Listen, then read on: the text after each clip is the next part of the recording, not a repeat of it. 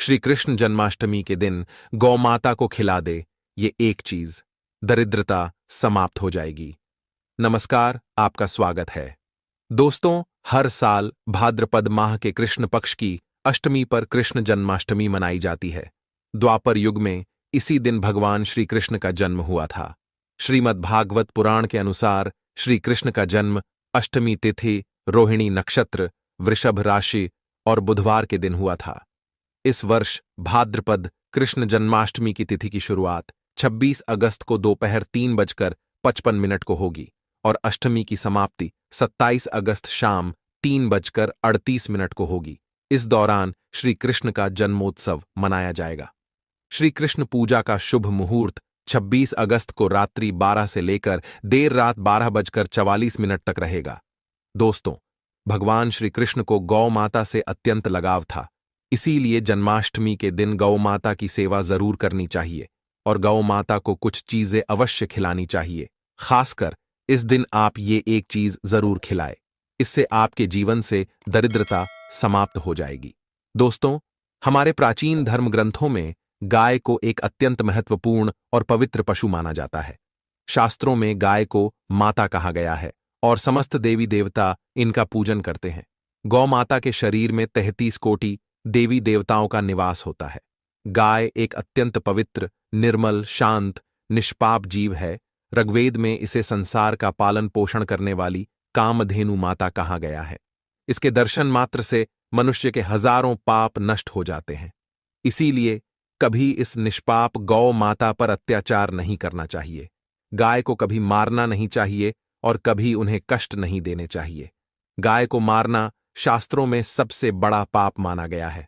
दोस्तों, भगवान श्री कृष्ण को गायों से विशेष लगाव था। उन्हें गौ माता बहुत अधिक प्रिय थी। श्री कृष्ण के अनुसार गायों की सेवा करना ही सर्वश्रेष्ठ धर्म है। इससे बड़ा पुण्य का कार्य संसार में दूसरा कोई नहीं।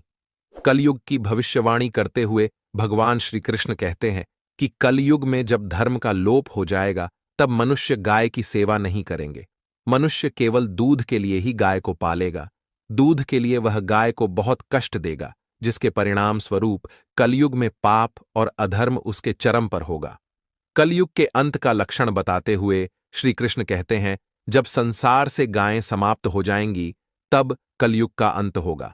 जो मनुष्य कलयुग में भी गाय की निस्वार्थ भाव से सेवा करेगा वह सुख समृद्धि प्राप्त करेगा। जो स्त्री रसोई में बनी पहली रोटी गौ माता को खिलाएगी वह सदा सुहागिन और सौभाग्यशाली रहेगी। जो लोग अपने घर में गाय से प्राप्त पंचगव्य को घर में रखेगा उसके घर में कभी दुख दरिद्रता नहीं आएगी।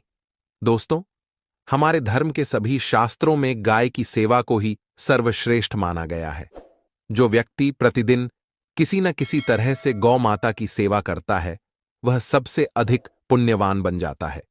गांव में तो मनुष्य को गाय की सेवा करने का अवसर प्राप्त होता है, लेकिन शहरों में गाय के दर्शन आसानी से नहीं हो पाते हैं। इसीलिए मनुष्य को गौशाला में जाकर गाय की सेवा करनी चाहिए अथवा गौशाला के लिए दान धर्म करने चाहिए। इसके अलावा आप अपने घर में ही गौ माता की मूर्ति रखकर उनकी पूजा जरूर करें। इससे भी माता कामधेनु का आशीर्वाद प्राप्त होता है। शास्त्रों में गौ माता को मां लक्ष्मी का रूप माना गया है, इसीलिए उनकी पूजा करने से दरिद्रता दूर होती है। प्राचीन काल से ही गौ माता की सेवा और संरक्षण करने की परंपरा चली आ रही है।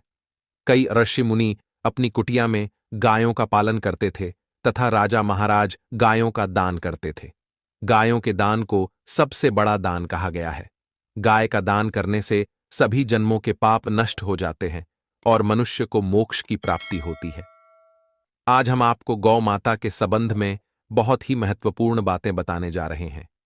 गाय की पूजा कैसे करनी चाहिए, गाय को कौन सी चीजें खिलाने से कौन सा फल मिलता है तथा गाय के किस अंग को स्पर्श करने से दरिद्रता दूर होती है आदि के बारे में हमारे शास्त्रों में बहुत ही महत्वपूर्ण ज्ञान दिया गया है।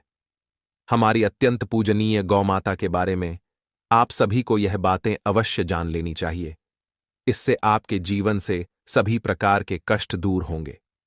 दोस्तों, कई बार महिलाएं जाने अनजाने में गाय को कुछ चीजें खिला देती हैं, जिससे मां लक्ष्मी क्रोधित हो जाती है।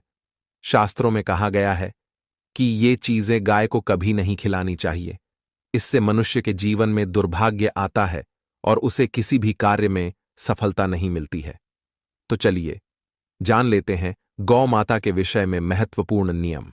सबसे पहली बात है दोस्तों, गौ माता के दर्शन करना बहुत शुभ होता है।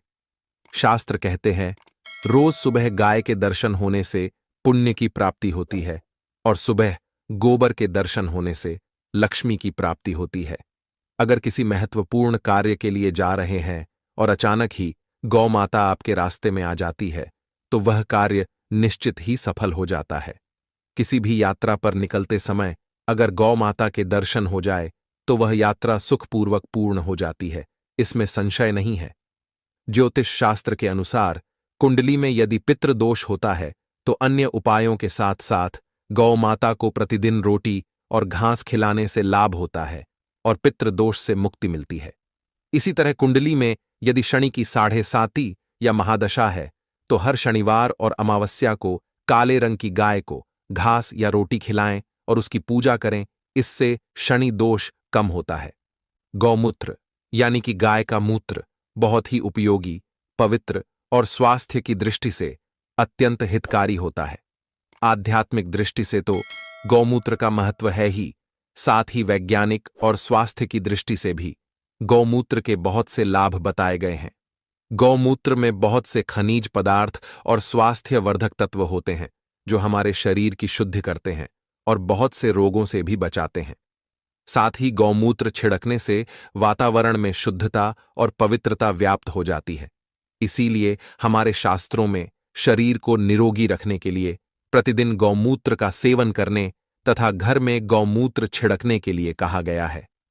कुंडली में शुक्र ग्रह की स्थिति को मजबूत करने के लिए ज्योतिष शास्त्र के अनुसार सुबह के भोजन में सबसे पहली रोटी निकालकर एक सफेद गाय को खिलाना शुभ माना जाता है। अगर आपकी कुंडली में बुध ग्रह कमजोर है या आपको किसी कारण इसके दुष्प्रभाव झेलने पड़ रहे हैं तो हर बुधवार के दिन गाय को हरा चारा खिलाना शुरू कर दें। इससे बुध से जुड़े दुष्प्रभाव दूर होंगे और आपको तमाम समस्याओं का हल मिल जाएगा। अगर कुंडली में मंगल दोष है जिसके कारण आपके जीवन में कई तरह की परेशानियां हैं तो लाल रंग की गाय की सेवा करें। मंगलवार के दिन गाय का पूजन करें और उसे गुड़ और चने आदि खिलाएं। बृहस्पति ग्रह को जीवन के सभी मांगलिक कार्यों का कारक माना जाता है। ऐसे में अगर किसी व्यक्ति के जीवन में विवाह आदि मांगलिक कार्यों में विघ्न निर्माण हो रहे हैं तो उन लोगों को कुंडली में बृहस्पति ग्रह की स्थिति को मजबूत करने के लिए रोटी पर गुड़ और चने रखकर गाय को खिला देना चाहिए। इससे आपको शुभ परिणाम प्राप्त होते हैं।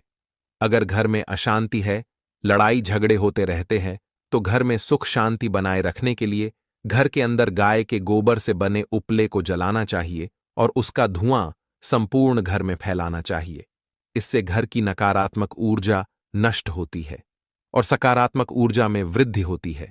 गाय के दूध, दही, घी, गोबर और गौमूत्र से बनने वाले मिश्रण को पंचगव्य कहते हैं। पंचगव्य को पापनाशक कहा जाता है और हिंदुओं की एक धार्मिक विधि प्रायश्चित करने में इसका उपयोग किया जाता है। पंचगव्य को बनाने वाली सभी वस्तुएं अत्यंत उपयोगी होती हैं जो स्वास्थ्य के लिए लाभदायक तो है ही, साथ ही औषधीय गुणों से भी भरपूर है।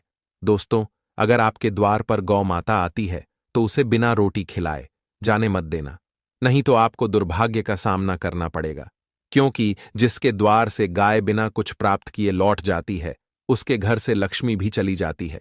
प्रत्येक स्त्री को प्रतिदिन गाय के लिए एक रोटी बनानी चाहिए और प्रेम से गौ माता को खिलानी चाहिए। इससे गौ माता का आशीर्वाद प्राप्त होता है और मन की इच्छाएं पूर्ण होती हैं। कुछ लोग गौ माता को बासी भोजन अथवा जूठन खिला देते हैं, इसे शास्त्रों में पाप माना गया है। आप किसी अन्य पशु को खिला सकते हैं लेकिन गाय को कभी जूठन नहीं खिलाना चाहिए। भूख लगने के कारण गौ माता उस अन्न को ग्रहण तो कर लेती है लेकिन इसका पाप उस व्यक्ति को लगता है जो गौ माता को ऐसा बासी भोजन खिलाता है। गाय एक शाकाहारी और पवित्र पशु है, इसीलिए गाय के भोजन में कभी मांस, अंडे आदि चीजें नहीं डालनी चाहिए। ऐसा करने से महापाप लगता है। यदि आपकी कुंडली में चंद्र दोष है और जिसके कारण लगातार परेशानी उठानी पड़ रही है, तो आप ये एक उपाय जरूर करें। आप रोटी पर सफेद मक्खन, नमक और घी लगाकर गौ माता को खिला दें। यदि शनि दोष है तो आटे में थोड़े काले तिल मिलाकर रोटी बनाकर गौ माता को खिला दे। इससे शनि दोष समाप्त होता है। मंगल दोष को दूर करने के लिए रोटी पर हल्दी लगाकर गाय को खिलाना चाहिए। अगर घर में धन की समस्या है तो गुरुवार के दिन गाय को केले का फल खिलाना चाहिए। इससे दरिद्रता दूर होती है। दोस्तों, गौ माता के पीठ पर एक उभरा हुआ कूबड़ होता है। उस कूबड़ में सूर्य केतु नाड़ी होती है। जब भी आपके द्वार पर गौ माता पधारे, आप इस कूबड़ को एक बार जरूर स्पर्श करें। इससे आपके जीवन से सभी दुखों का अंत होगा और धन संपत्ति की प्राप्ति होगी।